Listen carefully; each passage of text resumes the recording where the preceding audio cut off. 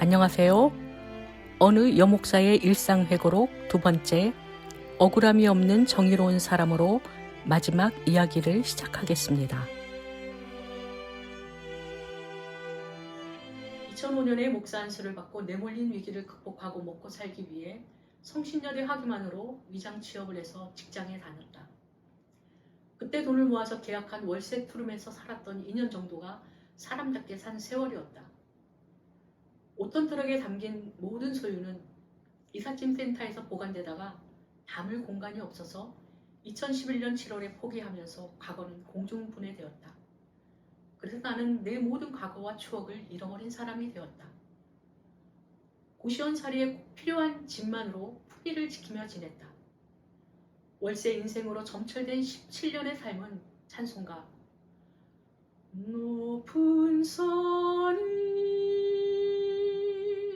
거친 들이 조망이나 궁궐이나 내 주 예수 모신 곳이 그 어디나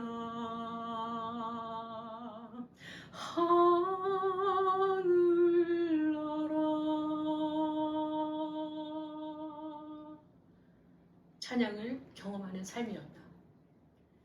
목사 안수를 받았는데 목사로 오딘에서 살아야 하지 않겠냐는 후배의 말이 하나님 말씀처럼 들어와 직장을 그만두고 목사로만 살겠다고 선택했다. 그렇게 선택한 14년은 끊임없는 물질적인 압박을 받았으나 내가 선택한 것이기에 신념과 같이 지켰다. 수입에 맞춰서 자족하는 삶이 무엇인지 배우며 어려운 가운데서도 희망을 가지고 긍정적이고 행복한 삶을 선택했다. 그 가운데 힘겨운 고비들이 수없이 달려들어서 생사를 넘나들 때도 있었지만 하나님을 신뢰하고 예수를 따라 살며 타자들을 위해 사는 삶은 행복했다. 그래서 오늘에 이르렀다. 17년간 목사로 살면서 배운 것은 내가 어디에 사느냐가 그다지 중요하지 않다는 것이다. 돈의 유무로 인해 비참해지고 불안했던 때도 많았지만 이 상황을 극복할 수 있도록 하나님의 은혜는 순간순간 나를 따라다녔다. 그래서 하나님의 은혜를 찬양하며 살 수 있었다. 인생의 어떤 문제에 부딪혀도 하나님을 경외하는 사람으로 나를 다듬어 가셨다. 나는 하나님을 가장 두려워한다. 그와 동시에 하나님과 가장 친밀한 관계를 유지하고 있다. 예수를 따라 사는 목사니까 가난해도 당당했다. 그런데 올해 어느 날 갑자기 고관대작도 부러워하지 않던 내가 코로나 상황에도 월급을 꼬박꼬박 받고 부목사로 사역하고 있는 까마득한 후배가 부러워졌다. 부러움에서 온 비교 감정이 드는 순간 내 모습이 초라해지고 부끄러움이 밀려 들어왔다. 나는 뭐지? 나는 그동안 어떻게 살았지? 무엇을 위해 목사로 살아가는 거지? 목사 안수 받은 이후 17년간 교회에서 제대로 된 사례비를 받아본 적이 없는 나 자신이 한없이 초라해진다. 선배가 선배값도 못한다는 부끄러움에 전화를 끊고 펑펑 울었다. 17년을 목사직을 수행하기 위해 많은 변명을 늘어놓으며 열심히 살았다.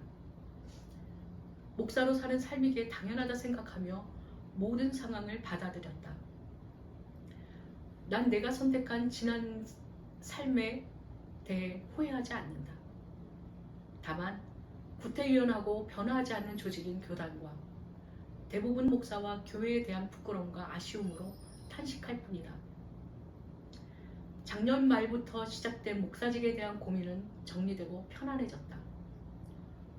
목사직을 수행하기 위해 17년간 아등바등 안간힘을 쓰며 살았던 삶을 내려놓고 인간으로 기본적인 존엄을 찾아야겠다고 마음을 먹었다. 인생의 새로운 방향과 삶을 꿈꾸며 기도하고 있다. 올해 들어서 내 인생에서 구하지 않았던 것을 계속 구하며 기도를 하고 있다. 기도하면서 신기하게 나는 하나님의 은혜로 잘 살고 있다. 이제 내가 목사직 수행을 위한 헌신을 내려놓아도 아무도 나에게 욕할 사람이 없을 것 같다. 17년 동안 참 잘 버티고 견디며 헌신짝이 되어 열심히 살아왔다. 목사직을 수행하려고 성서의 말씀을 따라 나를 버리고 타자를 위한, 타자에 의한, 타자를 위해서 살았다. 그러나 이제 인생의 방향을 바꾸어 나 자신에게 정의를 베풀려고 한다. 더 이상 억울함이 없는 정의로운 사람이 되려고 한다. 내가 어떤 선택을 해도 응원해 주길 바란다. 한 인간의 존엄을 위해 선택한 삶으로. 이 이야기에 공감이 되고 도움이 되셨거나 계속되는 어느 여목사의 일상 회고록이 기대되고 궁금하시면 좋아요와 구독 그리고 알림 설정을 해주세요. 여러분 사랑합니다.